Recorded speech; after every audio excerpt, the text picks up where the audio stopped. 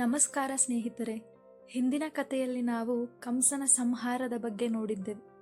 ಮಥುರಾದಲ್ಲಿ ನಡೆದ ಆ ಮಹತ್ವದ ಘಟನೆ ನಂತರ ಆ ನಗರದಲ್ಲಿ ಒಂದು ವಿಶಿಷ್ಟವಾದ ಶಾಂತಿ ನೆಲೆಸಿತ್ತು. ವರ್ಷಗಳ ಕಾಲ ಜನರ ಹೃದಯದಲ್ಲಿ ಭಯವಾಗಿ ಆಳವಾಗಿ ನೆಲೆಗೊಂಡಿದ್ದ ಕಂಸನ ಆಳ್ವಿಕೆ ಕೊನೆಗೊಂಡಿತ್ತು. ಕೃಷ್ಣ ತನ್ನ ಕೈಯಿಂದಲೇ ಕಂಸನನ್ನು ಸಂಹರಿಸಿದ ಆ ಕ್ಷಣ ಕೇವಲ ಒಂದು ಯುದ್ಧದ ಅಂತ್ಯವಲ್ಲ, ಅದು ಅಧರ್ಮದ ಅಂತ್ಯ ಮತ್ತು ಧರ್ಮದ ವಿಜಯವಾಗಿತ್ತು. ಬಂಧನದಲ್ಲಿದ್ದ ದೇವಕಿ ಮತ್ತು ವಸುದೇವ ತಮ್ಮ ಮಗನನ್ನು ಮತ್ತೆ ಕಾಣುವ ಅದೃಷ್ಟವನ್ನು ಪಡೆದಾಗ ಅವರ ಕಣ್ಣೀರು ದುಃಖವಲ್ಲ, ವರ್ಷಗಳ ನೋವು ಕರಗಿದ ಸಂತೋಷದ ಕಣ್ಣೀರು ಆಗಿತ್ತು. ಆ ಕ್ಷಣದಲ್ಲಿ ಮಥುರಾ ಒಂದು ಹೊಸ ಪ್ರಭಾವವನ್ನು ಕಂಡಿತು. ಆದರೆ ಸ್ನೇಹಿತರೆ, ಕೃಷ್ಣನ ಜೀವನವು ಒಂದೇ ಘಟನೆಗೆ ಸೀಮಿತವಾಗುವುದಿಲ್ಲ. ಅವನ ಪ್ರತಿಯೊಂದು ಹೆಜ್ಜೆಯಲ್ಲೂ ಒಂದು ಪಾಠ, ಒಂದು ಸಂದೇಶ ಅಡಗಿದೆ.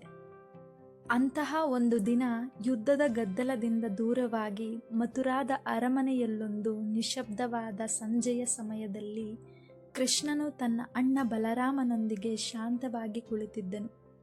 ಆ ದಿನ ಅವನ ಮುಖದಲ್ಲಿ ವಿಜಯದ ಹೆಮ್ಮೆ ಇಲ್ಲ, ಬದಲಾಗಿ ಒಂದು ಗಂಭೀರವಾದ ಚಿಂತನೆ ಇತ್ತು.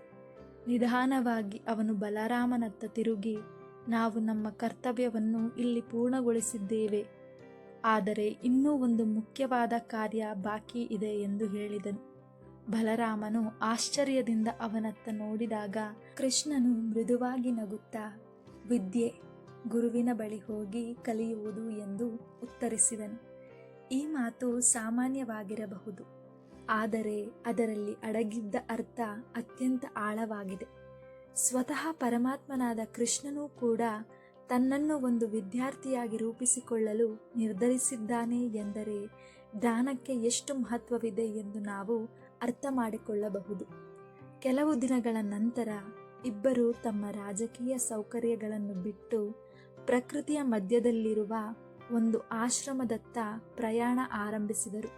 ನಗರ ಜೀವನದ ಗದ್ದಲ ನಿಧಾನವಾಗಿ ಹಿಂತಿರುಗಿ, ಮರಗಳ ನೆರಳು, ಹಕ್ಕಿಗಳ ಕೂಗು, ನದಿಯ ನಿಶ್ಶಬ್ದ ಹರಿವು ಅವರ ಮುಂದೆ ಒಂದು ಹೊಸ ಲೋಕವನ್ನು ತೆರೆದಿತು. ಇದೇ ಮಹಾನ್ ಋಷಿಯಾದ ಸಾಂದೀಪನಿ ಮುನಿಯವರ ಆಶ್ರಮ. ಅವರು ಅಲ್ಲಿ ತಲುಪಿದಾಗ ಯಾರೂ ಅವರನ್ನು ರಾಜಕುಮಾರರಂತೆ ಕಾಣಲಿಲ್ಲ ಮತ್ತು ಅವರೂ ಕೂಡ ತಮ್ಮನ್ನು ಹಾಗೆ ಪರಿಚಯಿಸಿಕೊಳ್ಳಲಿಲ್ಲ. ಕೃಷ್ಣನು ತಲೆ ತಗ್ಗಿಸಿ ತುಂಬಾ ವಿನಯದಿಂದ, ಗುರುದೇವ, ನಮಗೆ ವಿದ್ಯಾ ಕಲಿಸಿ ಎಂದು ಕೇಳಿದ ಕ್ಷಣದಲ್ಲಿ ಅವನು ರಾಜನಾಗಿರಲಿಲ್ಲ, ದೇವನಾಗಿರಲಿಲ್ಲ, ಕೇವಲ ಒಂದು ಶಿಷ್ಯನಾಗಿದ್ದನು. ಸಾಂದೀಪನಿ ಮುನಿಯವರು ಅವರಲ್ಲಿ ಏನೋ ದಿವ್ಯತೆಯನ್ನು ಕಂಡರು. ಅವರನ್ನು ಇತರ ವಿದ್ಯಾರ್ಥಿಗಳಂತೆ ಸ್ವೀಕರಿಸಿದರು, ಏಕೆಂದರೆ ಗುರುಕುಲದಲ್ಲಿ ಎಲ್ಲರೂ ಸಮಾನರು. ಆಶ್ರಮದ ಜೀವನ ಸರಳವಾಗಿತ್ತು, ಆದರೆ ಅದೇ ಸರಳತೆಯಲ್ಲೇ ದೊಡ್ಡ ಪಾಠಗಳು ಅಡಗಿದ್ದವು. ಬೆಳಗ್ಗೆ ಸೂರ್ಯೋದಯಕ್ಕೂ ಮುಂಚೆ ಎದ್ದು ತಣ್ಣನೆಯ ನದಿಯಲ್ಲಿ ಸ್ನಾನ ಮಾಡಿ ಗುರುವಿಗೆ ನಮಸ್ಕಾರ ಮಾಡಿ ದಿನದ ಕಾರ್ಯಗಳನ್ನು ಆರಂಭಿಸುವುದು, ನಂತರ ವಿದ್ಯಾಭ್ಯಾಸ, ಇದು ದಿನಚರಿಯಾಗಿತ್ತು. ಕೃಷ್ಣನು ಇತರ ವಿದ್ಯಾರ್ಥಿಗಳಂತೆ ನೀರು ತರುತ್ತಿದ್ದನು, ಮರದ ಕಡ್ಡಿಗಳನ್ನು ಹೊತ್ತು ತರುತ್ತಿದ್ದನು, ಆಶ್ರಮದ ಕೆಲಸಗಳಲ್ಲಿ ತೊಡಗುತ್ತಿದ್ದನು. ಅವನಲ್ಲಿದ್ದ ದೈವಿಕ ಶಕ್ತಿ ಯಾರಿಗೂ ಕಾಣಿಸಲಿಲ್ಲ, ಏಕೆಂದರೆ ಅವನು ತನ್ನನ್ನು ಯಾವತ್ತೂ ದೊಡ್ಡವನಾಗಿ ತೋರಿಸಲಿಲ್ಲ. ಅವನು ಕೇಳುತ್ತಿದ್ದ, ಕಲಿಯುತ್ತಿದ್ದ, ಅರಿಯುತ್ತಿದ್ದ. ವೇದಗಳ ಪ್ರತಿಯೊಂದು ಮಂತ್ರವನ್ನು ಆಳವಾಗಿ ಗ್ರಹಿಸುತ್ತಿದ್ದನು. ಗುರು ಹೇಳುವ ಪ್ರತಿಯೊಂದು ಮಾತನ್ನು ಮನಸ್ಸಿನಲ್ಲಿ ಅಳವಡಿಸಿಕೊಳ್ಳುತ್ತಿದ್ದನು. ಬಲರಾಮನು ಯುದ್ಧ ಕಲೆಗಳಲ್ಲಿ ಪರಿಣಿತನಾಗುತ್ತಿದ್ದಾಗ ಕೃಷ್ಣನು ಜ್ಞಾನದಲ್ಲಿ ಬೆಳಗುತ್ತಿದ್ದನು. ಆದರೆ ಇಬ್ಬರಲ್ಲಿಯೂ ಒಂದೇ ಗುಣ ಸ್ಪಷ್ಟವಾಗಿತ್ತು, ವಿನಯ ಮತ್ತು ಗುರುಭಕ್ತಿ. ಕಾಲ ಕಳೆದಂತೆ ಅವರ ವಿದ್ಯಾಭ್ಯಾಸ ಸಂಪೂರ್ಣವಾಯಿತು. ಆ ದಿನ ಅವರಿಬ್ಬರು ತಮ್ಮ ಗುರುವಿನ ಮುಂದೆ ನಿಂತಾಗ ಅವರ ಮುಖದಲ್ಲಿ ಗರ್ವವಿಲ್ಲ, ಕೇವಲ ಕೃತಜ್ಞತೆ ಮಾತ್ರ ಇತ್ತು. ಗುರುದೇವ, ನಾವು ನಿಮಗೆ ಏನು ಕೊಡಬಹುದು ಎಂದು ಕೇಳಿದಾಗ ಅದು ಕೇವಲ ಒಂದು ಪ್ರಶ್ನೆ ಅಲ್ಲ, ಅದು ಅವರ ಸಮರ್ಪಣೆಯ ಸೂಚನೆ.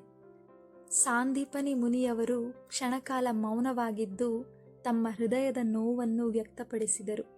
ನನ್ನ ಮಗ ಸಮುದ್ರಕ್ಕೆ ಹೋಗಿ ಮರಳಿ ಬಂದಿಲ್ಲ ಎಂದು ಅವರು ನಿಧಾನವಾಗಿ ಹೇಳಿದರು. ಈ ಮಾತು ಕೇಳಿದ ಕ್ಷಣದಲ್ಲಿ ಕೃಷ್ಣನು ಯಾವುದೇ ಸಂದೇಹವಿಲ್ಲದೆ, ಯಾವುದೇ ವಿಳಂಬವಿಲ್ಲದೆ ತನ್ನ ಗುರುವಿನ ಮಾತನ್ನು ತನ್ನ ಕರ್ತವ್ಯವನ್ನಾಗಿ ಸ್ವೀಕರಿಸಿದನು. ಅವನು ಸಮುದ್ರದ ತೀರಕ್ಕೆ ಹೋಗಿ ಅಲೆಗಳ ಗರ್ಜನೆಯನ್ನು ಕೇಳುತ್ತಾ ಸಮುದ್ರದ ದೇವತೆಯನ್ನು ಪ್ರಶ್ನಿಸಿದನು. ಅಲ್ಲಿಂದ ಅವನು ತಿಳಿದುಕೊಂಡದ್ದು ಒಬ್ಬ ದೈತ್ಯನು ಆ ಮಗುವನ್ನು ಕೊಂಡೊಯ್ದಿದ್ದಾನೆ ಎಂಬುದು. ಕೃಷ್ಣನು ಆ ದೈತ್ಯನನ್ನು ಎದುರಿಸಿ ಸಂಹರಿಸಿದನು. ಆದರೆ ಹುಡುಕುತ್ತಿದ್ದವನು ಅಲ್ಲಿ ಇರಲಿಲ್ಲ. ಹುಡುಕಾಟ ಅಲ್ಲೇ ನಿಲ್ಲಲಿಲ್ಲ. ಕೃಷ್ಣನು ಇನ್ನೊಂದು ಲೋಕದತ್ತ, ಯಮಲೋಕದತ್ತ ಸಾಗಿದನು. ಅಲ್ಲಿ ಯಮಧರ್ಮರಾಜನ ಮುಂದೆ ನಿಂತು ತನ್ನ ಗುರುವಿನ ಮಗನನ್ನು ಮರಳಿ ನೀಡುವಂತೆ ಕೇಳಿದನು. ಯಮನು ಕೃಷ್ಣನ ದೈವಿಕ ಸ್ವರೂಪವನ್ನು ಅರಿತು ಗೌರವದಿಂದ ಆ ಮಗನನ್ನು ಅವನಿಗೆ ಒಪ್ಪಿಸಿದನು. ಕೃಷ್ಣನು ಆ ಮಗನನ್ನು ತನ್ನ ಗುರುವಿನ ಬಳಿಗೆ ಕರೆದುಕೊಂಡು ಬಂದಾಗ ಸಾಂದೀಪನಿ ಮುನಿಯವರ ಕಣ್ಣಲ್ಲಿ ಮೂಡಿದ ಕಣ್ಣೀರು ಅನೇಕ ಭಾವನೆಗಳ ಪ್ರತಿಬಿಂಬವಾಗಿತ್ತು. ಆಶ್ಚರ್ಯ, ಸಂತೋಷ, ಕೃತಜ್ಞತೆ. ಆ ಕ್ಷಣದಲ್ಲಿ ಗುರು ಮತ್ತು ಶಿಷ್ಯರ ನಡುವೆ ಇರುವ ಸಂಬಂಧ ಎಷ್ಟು ಪವಿತ್ರವೋ ಅದು ಸ್ಪಷ್ಟವಾಗುತ್ತದೆ. ಕೃಷ್ಣನು ತನ್ನ ಶಕ್ತಿಯನ್ನು ತನ್ನಿಗಾಗಿ ಬಳಸಲಿಲ್ಲ, ತನ್ನ ಗುರುವಿನ ಮಾತಿಗಾಗಿ ಬಳಸಿದನು. ಅದೇ ಗುರುಭಕ್ತಿ. ಸ್ನೇಹಿತರೆ, ಈ ಕತೆ ನಮಗೆ ಹೇಳುವುದು ಏನೆಂದರೆ, ಜೀವನದಲ್ಲಿ ಎಷ್ಟೇ ಎತ್ತರಕ್ಕೆ ಏರಿದರೂ ಜ್ಞಾನ ಮತ್ತು ಗುರುವಿನ ಮಹತ್ವವನ್ನು ಮರೆಯಬಾರದು. ಕೃಷ್ಣನು ದೇವರಾಗಿದ್ದರೂ ಅವನು ಮೊದಲಿಗೆ ಶಿಷ್ಯನಾಗಿದ್ದನು. ಅದೇ ಅವನ ಮಹತ್ವ. ಧನ್ಯವಾದಗಳು ಸ್ನೇಹಿತರೆ. ಇವತ್ತಿನ ಕತೆ ನಿಮಗೆ ಇಷ್ಟವಾಗಿದ್ದಲ್ಲಿ ಲೈಕ್, ಶೇರ್ ಹಾಗೂ ಸಬ್ಸ್ಕ್ರೈಬ್ ಮಾಡಿ. ಮುಂದಿನ ದಿನದ ಶ್ರೀಕೃಷ್ಣನ ಕತೆಗಾಗಿ ನಿರೀಕ್ಷಿಸಿ.